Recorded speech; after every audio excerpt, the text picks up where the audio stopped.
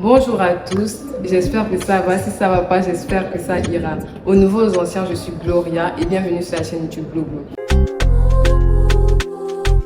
Je crée un nouveau concept sur la chaîne intitulé Dans la peau d'un autre, dont le but est de suivre plusieurs personnes dans leur domaine d'activité. On fera des interviews, on le fera durant toute une journée pour qu'ils nous montrent les travers de leur activité. Aujourd'hui, pour la première édition, j'ai pensé à une femme battante, une femme que j'aime beaucoup, qui ne cesse d'entreprendre. Il s'agit ici de Maisy, a.k.a. Meti Joey, qui va venir nous parler de ses entreprises.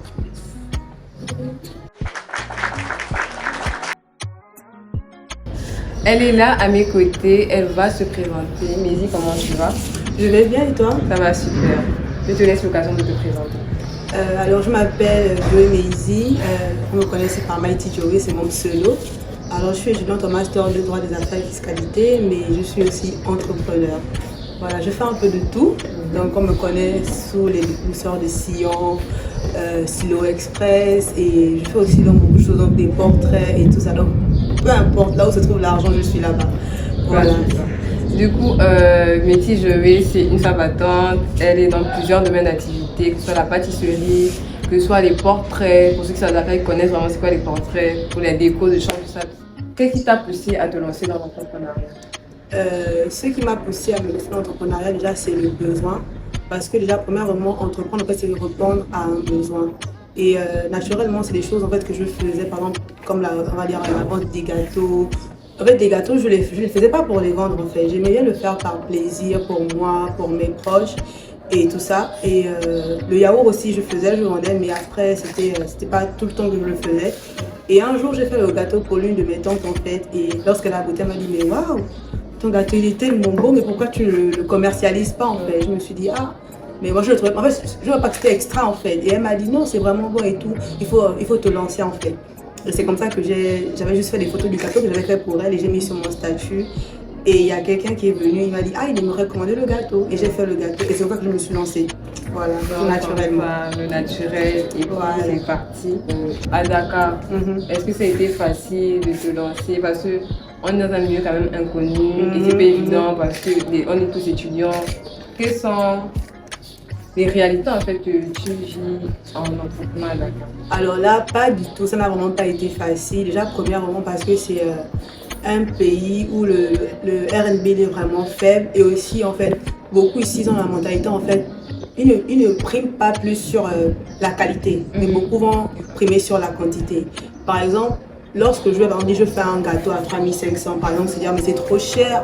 Si je vais par exemple chez même du yaourt par exemple, je fais la bouteille de yaourt à 2000 francs, c'est dire que non, je peux acheter du seau à la boutique à 150, mais parfois l'hygiène ne suit pas en fait, il n'y a pas de conditions d'hygiène, ce n'est pas forcément de la qualité, c'est plus de la quantité. Donc c'était vraiment compliqué parce qu'on dit oui c'est trop cher, mais je me suis dit si c'est trop cher c'est que c'est pas eux la cible en fait.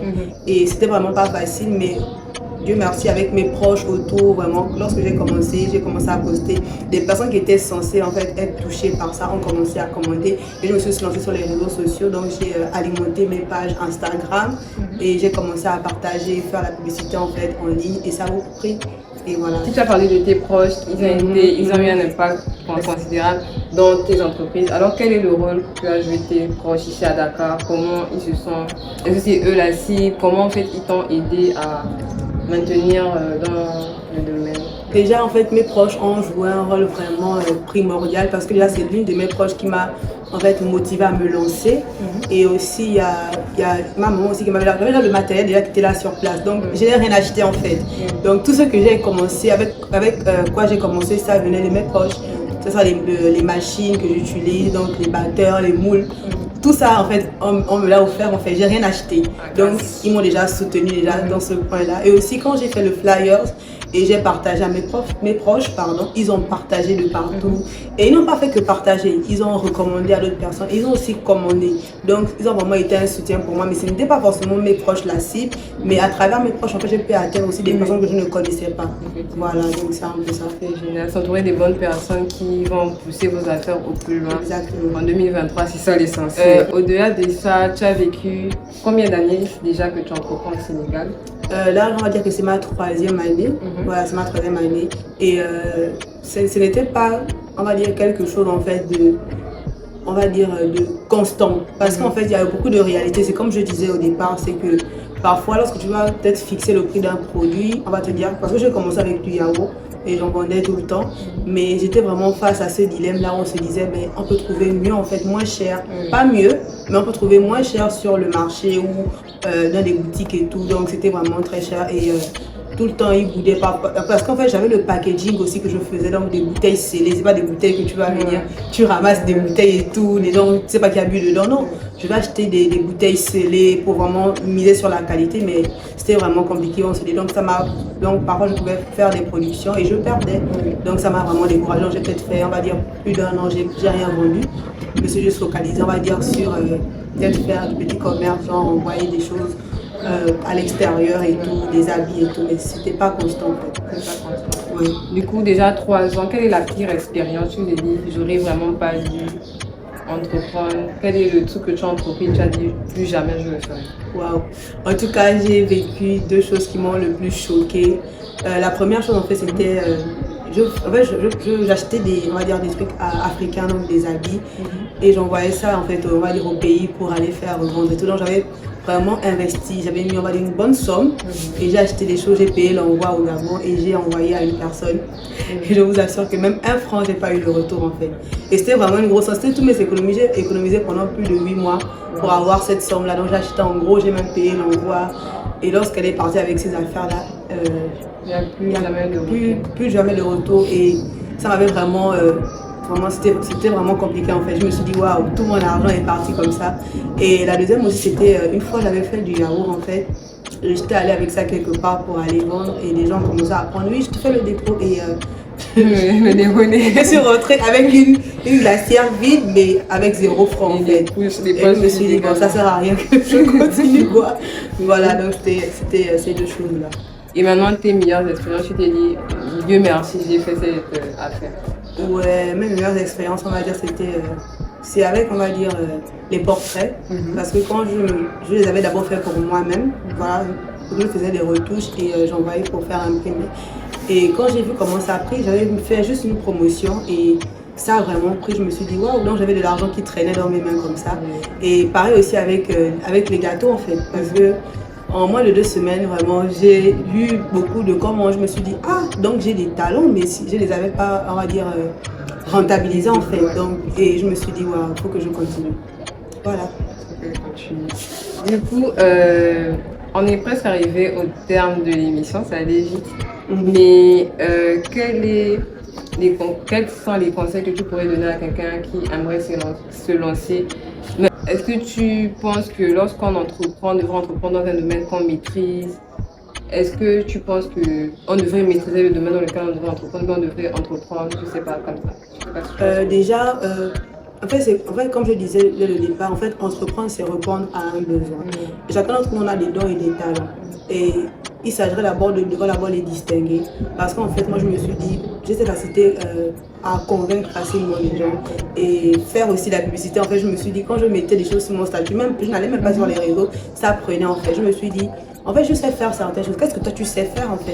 Si par exemple, tu sais tresser, en fait, bien, même si tu as un travail, même si tu as peut-être une source de revenus constante, mais tu peux te dire que je peux prendre ce don-là, peut-être le fait de savoir tresser, le fait de savoir cuisiner, peut-être le faire, en fait, faire en sorte que ce talent en fait, devienne en fait une source de revenus pour toi. Donc, te dire que je vais pas seulement me contenter, parce que ça, ce sont des entrées qui sont là en fait constamment.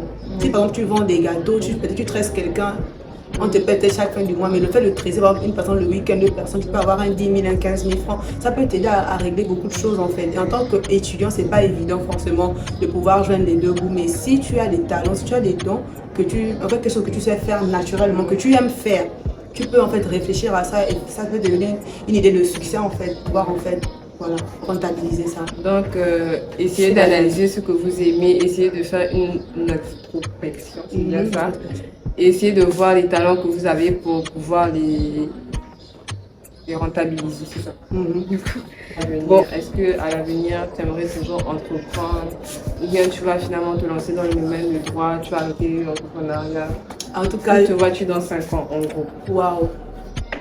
En tout cas, l'entrepreneuriat fait partir de moi en fait, franchement. Et Le fait de faire le droit, je pense que c'est une grâce parce que ça m'a donné cette capacité de pouvoir convaincre les gens à acheter. Parce que moi, j'aime le commerce en fait. Donc, dans 5 ans, j'ai beaucoup de projets sur la table. J'ai vraiment beaucoup de projets. Et, mais en fait, je ne vois pas seulement, par exemple, on va dire les douceurs de Sion. Je ne vois pas ça juste s'arrêter là en fait. Déjà, je suis immatriculée déjà. Donc, voilà, au LINEA et au RCCM. Donc, en fait, je vois quelque chose en fait. Je vois des futurs partenariats avec certaines grandes structures, pourquoi pas au champ. On nous vend parfois des cakes là-bas, c'est pas forcément ça, en fait, c'est pas bon, mais pourquoi pas peut-être avoir des licences, ou peut-être vendre dans des grands magasins par exemple. Et oui, je ferai le droit parce que c'est quelque chose que j'aime beaucoup, voilà. Mais je me vois toujours continuer à entreprendre. Et une fois que je vois que quelque chose est rentable et que je peux le faire, je vais me lancer en fait. Voilà. Du coup, est-ce que tu as un dernier mot à dire? Tes réseaux, voilà, essaie de te vendre quand tu sais le faire. On va voir vraiment. D'accord, donc voilà, donc je vous invite massivement à vous abonner à ma page Les Douceurs de Sion. Et là-bas, vous verrez que je propose beaucoup de produits. Donc pour vos différents événements, pour vos, on va dire, pour vos anniversaires, les apéritifs et peu importe, donc vous trouverez des informations là-bas. Mais aussi, en fait, j'aimerais dire vraiment à un jeune de ne pas avoir peur de se lancer. L'entrepreneuriat, c'est vraiment pas facile dans le sens où il y aura forcément des hauts et des bas, mais il ne faut pas en fait se décourager en fait et se dire que oui, si je peux faire ça, ne pas avoir honte, en fait, dire que mais si je vends les gâteaux, c'est pas digne en fait. Moi, ça fait trop pitié et tout. Franchement, ça, il faut pas avoir honte parce que l'argent en fait, que ce soit l'argent des gâteaux, l'argent de l'entreprise, ça a la même valeur. Si tu as mis des 10 000 francs, c'est pareil en fait. Donc, faut pas avoir honte de dire que bon, moi je suis quelqu'un, je suis trop lourd, ça fait trop pitié de vendre des bédoumes, de vendre des bonbons, de vendre des toffés. Non, si tu peux avoir de l'argent quelque part, si tu sais faire quelque chose, en fait, lance-toi. Ouais. Du coup, n'hésitez pas à vous lancer, n'hésitez pas à entreprendre comme elle l'a fait. Retrouvez-la sur ses différents réseaux, Métis Joey sur Instagram personnel et les douceurs de Sion pour les gâteaux, pour vos événements et vous pouvez aussi demander pour les portraits et bien d'autres choses. On a fini l'interview, on passe à l'étape de la pratique. Comment elle fait ses gâteaux, quel est le secret? Elle va tout nous montrer aujourd'hui. On y va. Vous avez la recette pour 2 gâteaux sur l'écran et bien avant de commencer la préparation, nous avons bien évidemment lavé nos mains car c'est important. Du coup, pour commencer la recette, on commence par séparer les jaunes des blancs d'œufs. Ce qu'elle faisait, elle me montrait parce que ouais, voilà, tout un dégât. Et après, vous prenez les 2 plaques de beurre, vous les découpez et vous les mettez dans la poêle afin de les faire fondre pour la suite de la préparation. Et voilà. Juste signaler que bien avant, elle m'expliquait que c'est 2 pots et demi pour une recette de 2 gâteaux. Voilà, normalement ça c'est équivaut déjà pour le gâteau. Comme on ne veut pas trop sucré, vu qu'il y aura un gâteau nature et un gâteau à la pomme, mais on fera la pâte pour les deux en même temps.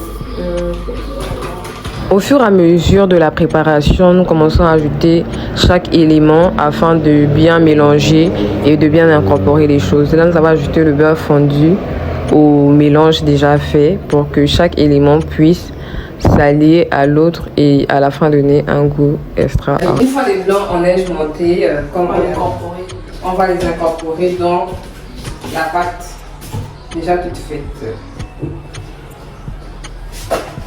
N'hésitez pas à activer. Donc pendant qu'elle est en train de mélanger la pâte, donc on va venir préchauffer le four, on va le mettre à 60 minutes parce que c'est une cuisson lente en fait et à 180 degrés. Et voilà. Et on va allumer le feu du bas en attendant qu'on finisse de mettre la pâte dans le moule. Et voilà. On a déjà apprêté les moules pour mettre. Voilà, on va mettre la pâte à l'intérieur. En fait, on a mis du citron à l'intérieur pour éviter que ça ne s'oxyde en fait. Donc là, elle va rajouter ça à la pâte. Voilà, et elle va mélanger et ensuite faire le moulage. C'est un gâteau à la pomme, ce n'est pas une tarte aux pommes. Voilà. Une fois ma pâte à gâteau prête, je la renverse dans le moule à gâteau. Là, c'est la pâte au gâteau à la pomme vu les aimants. Ensuite, nous avons enfourné le gâteau nature et le gâteau à la pomme à 60 degrés, tout ça. 60 minutes après, et avec tant de patience, voici les gâteaux, voici les merveilles, voici les douceurs de Sion qui sont là, après une découpe parfaite de la chef. Gloria va goûter. Les gars, du coup, les gâteaux sont finis, comme vous pouvez le constater. Et c'est l'heure du verdict. On va goûter le travail de Lily. Regardez d'abord vous-même le fondant de la pomme, tout ça. Est-ce que vous êtes prêts? Genre, tu mets ça de côté, je vois ça. Bon, André, c'est un peu chaud, donc du coup je fais attention. On va pas faire super chaud. Une, deux, trois. Du coup les gars, c'est trop bon, j'ai grave kiffé. Et n'hésitez pas à commander des gâteaux. Moi je vais me régaler. Je ne sais pas pour vous à quel niveau vous êtes là-bas, mais à la prochaine. On se donne rendez-vous pour ce concept chaque dernier mercredi du mois. N'hésitez pas à me laisser en commentaire vos avis. Qu'est-ce que vous allez entreprendre après cette interview? Quels sont les projets, les dons que vous avez? N'hésitez pas à le dire afin qu'on s'encourage chacun, qu'on vous pousse à le faire. Mais je vais terminer en disant ceci. Comme le disait Estée Lauder, je n'ai jamais rêvé du succès, j'ai travaillé pour l'obtenir. Comme Maisy, n'hésitez pas à travailler pour avoir du succès dans vos entreprises. On se dit à la prochaine. Bisous.